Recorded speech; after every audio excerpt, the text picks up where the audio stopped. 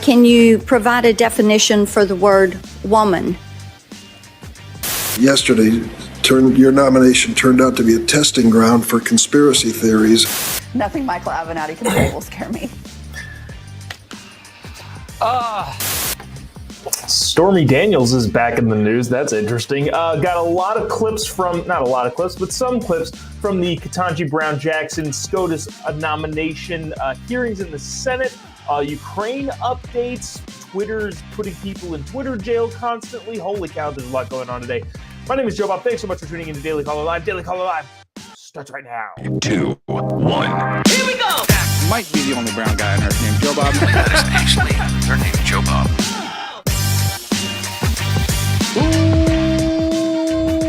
live from Phoenix, Arizona. My name is Jobob. This is Daily Caller Live on today, the year of our Lord 2022. It is March 23rd. I got that really mixed up. I'm tired. I had a lot of traveling the last couple of days. I was in Chicago yesterday, back in Phoenix today, doing the show here. We're heading back to the Digi Bunker tomorrow, but got a lot of stuff to catch you up on today. Interesting day, to say the least. As always, or as we've been doing for the last couple of weeks, probably will continue to do until people lose interest, which I have no idea when that'll be. But Ukraine policy updates. So what's going on just on the ground? I've said this, and I'm going to continue reminding people. We're not going to cover all of the bombings because all of that's terrible. We're not going to go into all of the other stuff. More trying to figure out how this is going to get resolved. So to update people, yesterday, according to the Pentagon, Ukrainian soldiers are successfully fighting back around invading Russian forces to reclaim some parts of the country, including the city of Mariupol, which is a coastal city. I wanted to bring this map up. Holy cow, did I cover it up with my little text logo thing? No, I didn't. Check this out. So this is this Mariupol city, if you can see on the very, very right-hand side of your screen, close to the Russian border, above the Crimean Peninsula. That's Mariupol. That's why that city is so advantageous for Russia if they were to grab it, which is why I feel like there's a lot of a lot of attention currently being focused towards that. Around 100,000 civilians remain trapped inside Mariupol in inhumane conditions, Ukrainian President Zelensky said. And what's going to solve this? President Joe Biden is traveling to Europe today. I think he's going to be in Poland on Friday. Poland? Not sure where he's going to be. He's going to be all over the place in Europe talking about how he can possibly resolve the issue. This is from ABC News, and I thought this was interesting that I wanted to bring on because nobody's buying any of this stuff from Russia. But ABC News says Russia and Ukraine have agreed on 9 humanitarian corridors to try and evacuate civilians trapped in embattled Ukraine towns and cities, according to Ukrainian Deputy Prime Minister. Here's the thing. Russia has consistently agreed to various ceasefires, various humanitarian corridors. None of it has actually panned out. Russia has backed down on all of it. This is a tweet from CNN. Again, this is just kind of running through the broad strokes. If anything big and massive happens, we'll do an entire segment on it. But just keeping people abreast of the situation. This is from CNN. The first deliveries of the $800 million in new military aid that President Biden authorized for Ukraine have started to arrive, an official tells CNN. Yeah, remember Joe Biden casually spent $1 billion last week. So there's that. That's pretty much it for Ukraine. I want to get to this. This is what's making all the headlines on cable news and throughout the internet. The confirmation hearings of Judge Katanji Brown-Jackson. What is the acronym? KBJ.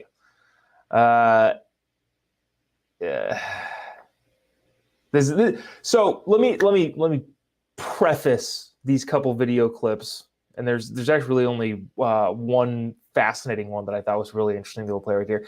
Let me preface this. We all should be in the understanding that Judge Brown-Jackson or Judge Jackson, I'm not sure what she goes by specifically, is going to get confirmed. That's how the country works. The president gets to nominate people, and the Senate generally almost always confirms Supreme Court justices. She's going to get confirmed to the Supreme Court. That seemingly an inarguable point. So, with that being said, understand that the hearing and what's going on in the Senate Judiciary Committee right now is pretty much just grandstanding. And I would have said this if this was the other way around and Republicans are doing the same thing. So basically, if the president that is not a part of your party nominates a Supreme Court justice, they have to sit in front of a panel of Judiciary Committee senators and then take a barrage of questions that are really just talking points for cable news to get them on TV to raise more money. That's what this is.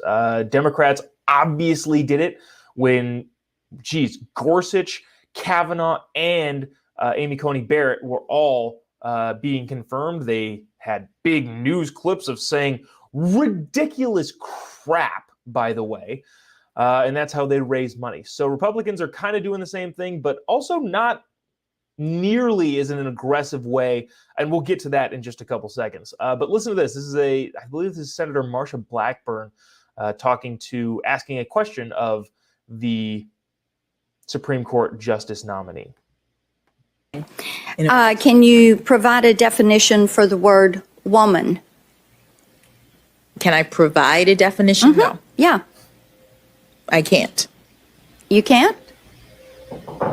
Not in this context. So you I'm not a believe the meaning biologist. So again, is what it is. I'm going to make sure I provide the caveat that this is grandstanding in some way, shape, or form. However, it is a fascinating question, occurrence. I don't even know what you call these sorts of things. Marsha Blackburn asking, can you define what a woman is? Judge Jackson did not want to give an answer, which is a major talking point, especially on the heels of the Leah Thomas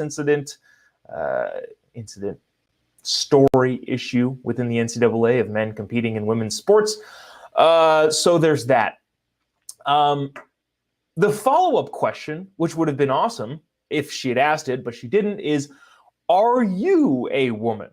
Because remember, Joe Biden promised that he would nominate a black woman to the Supreme Court.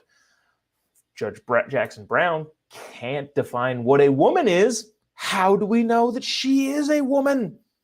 So there's that. I wanted to get to this. I didn't pull a clip for it, but Lindsey Graham. I didn't pull a clip for it because Lindsey Graham made a pretty dang good point that I feel like a lot of us should be wondering too. But he didn't lay it out nearly as well as I would have liked for him to do it on the actual judiciary floor. But Senator Lindsey Graham, this is a different Lindsey Graham story. Lindsey Graham basically asked the judge, how much importance does your religion play in your everyday life? He asked her what religion she was. She said Protestant, non-denominational Christian. Then he asked, well, can you judge a Catholic justly? And she said, yes, absolutely. And Senator Graham was like, yeah, that makes sense. What he was getting at, and this is a really, really interesting kind of dynamic that we have in American culture, but predominantly lefty culture.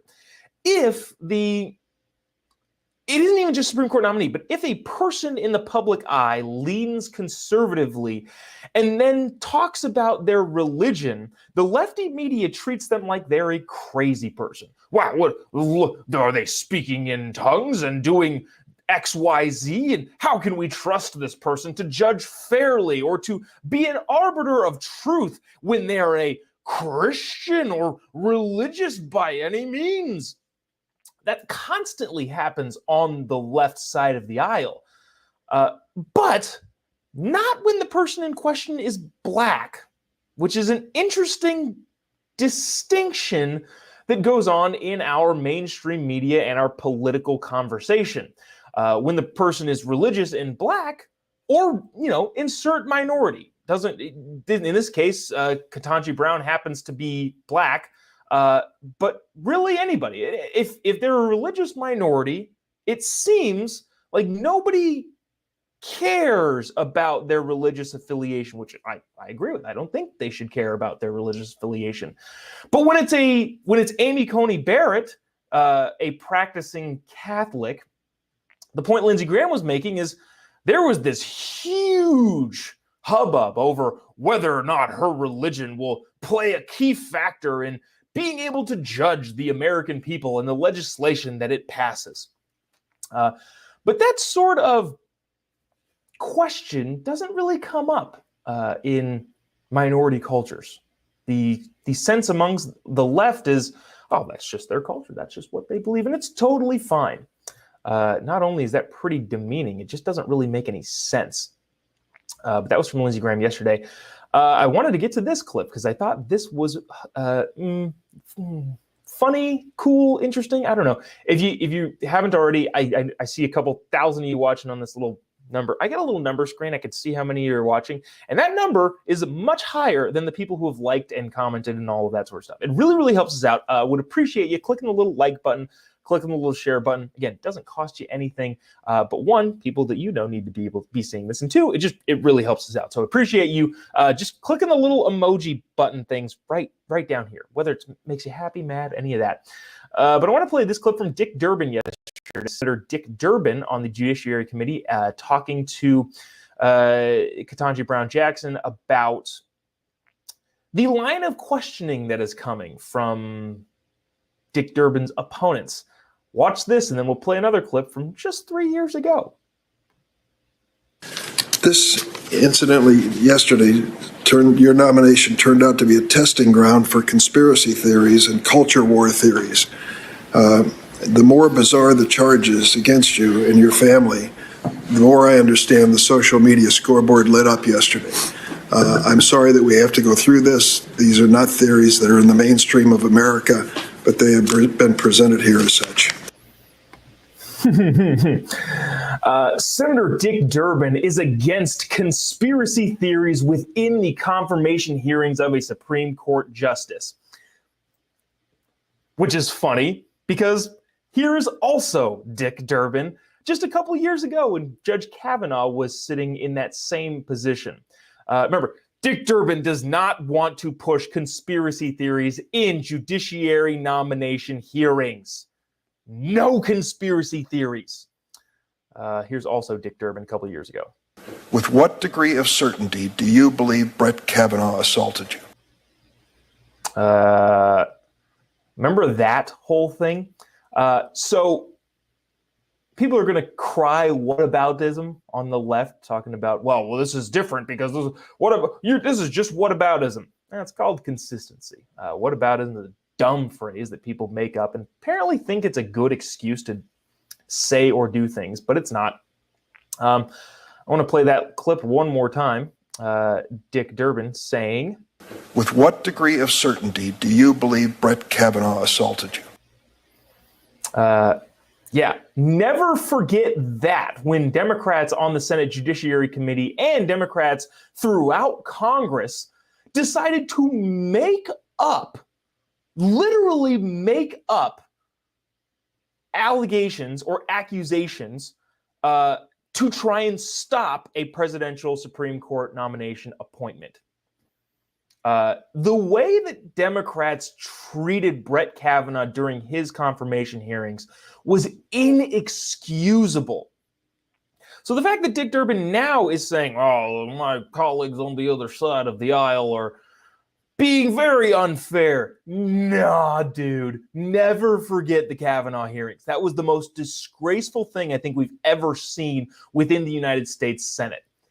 They pretended that he was a gang rapist. And also were represented by a guy who's now in jail, one Michael Avenatti, or AKA creepy porn lawyer. Speaking of, this is hilarious if you haven't heard about this. Stormy Daniels owes Donald Trump now $300,000. The adult film star Stormy Daniels has lost her appeal in her failed defamation suit against Donald Trump, leaving her owing almost $300,000 in legal fees to the former president. This came out Monday after a Ninth Circuit U.S. Court of Appeals ruled against her in a long ruling case. She tweeted, "I will go to jail before I pay a penny." hilarious. Michael Avenatti filed a defamation suit against Trump in 2018 when he was Daniels' lawyer. Daniels. I don't know what the possessive term of Daniels is. Daniels, whose real name is Stephanie Clifford, said in a statement on Tuesday, what just happened there? Light dimming. That was weird. Huh. Okay. If you're listening to this, the light just dimmed in the room, and I'm not sure how or why that happened. Avenatti filed a suit without my permission and against my wishes, says Stormy Daniels. So there's that. That's really all there is to that story. Not much going on there, which I wanted to get to this. This is not a good transition at all, but Twitter jail is a real thing, and it's happening to people who are not really deserving of it, probably, in my opinion. Just FYI, I think the obvious arguments coming from people who would make these sorts of arguments are, well, Twitter is a private company. They can do whatever they want. Correct. They are. That doesn't mean they should. Twitter is a massive platform that really, really dictates, or at least helps dictate, the culture of free speech in America. But yesterday, day before, I'm not entirely sure, Charlie Kirk was banned from Twitter or is in Twitter jail, has had his account suspended, along with the Babylon Bee, who also has their account suspended. What do I want to get to first? Here's the tweet that got Charlie's account suspended. He said, Richard Levine spent 54 years of his life as a man. He had a wife and a family. He transitioned to being a woman in 2011. Joe Biden appointed Levine to be a 4-star general, and the USA has now named Rachel Levine as Woman of the Year. Where are the feminists? The reason that this tweet doesn't, I understand why people would be upset with this sort of thing, but the main point is these are just accurate facts. Whether or not, this is not a whether or not you agree with people being able to transition. This is none of that. This is Charlie saying true things. And I'll say this too, just to give some pretext. No, to give to let people know, like, I know Charlie. This is not a I'm for Charlie just because I'm friends with him. No, this is a, hey, this is just accurate.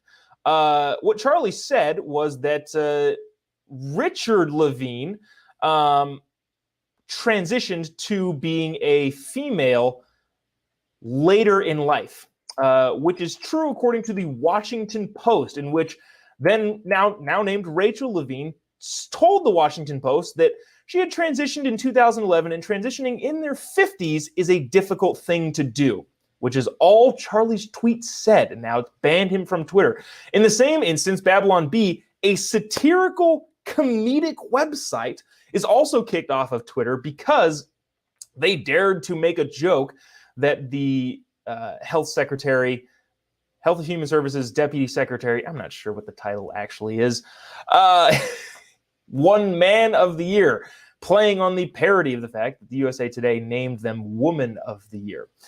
So there's that. Will Twitter back down from the ridiculous policies? And again, I understand they're a private company. I understand they can do whatever they want. But it's the culture of free speech that is diminishing.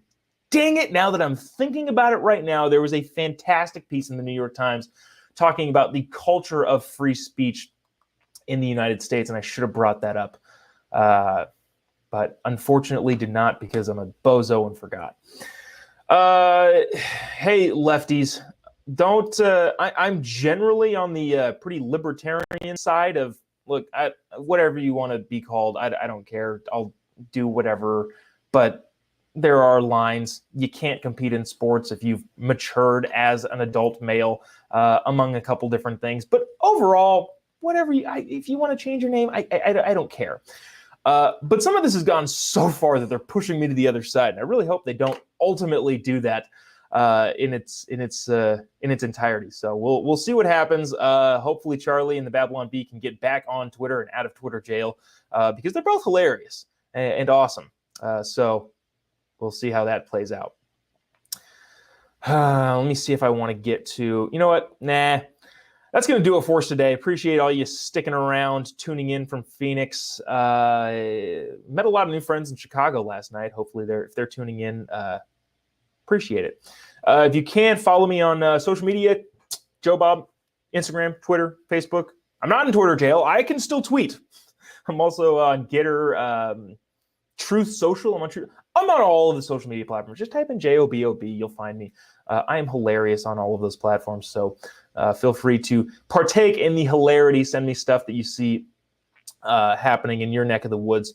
Also, and this is a ridiculous thing. This is not newsworthy or noteworthy at all. But the guys I play basketball with on Saturdays said, "Hey, you should shout us out." So here's that.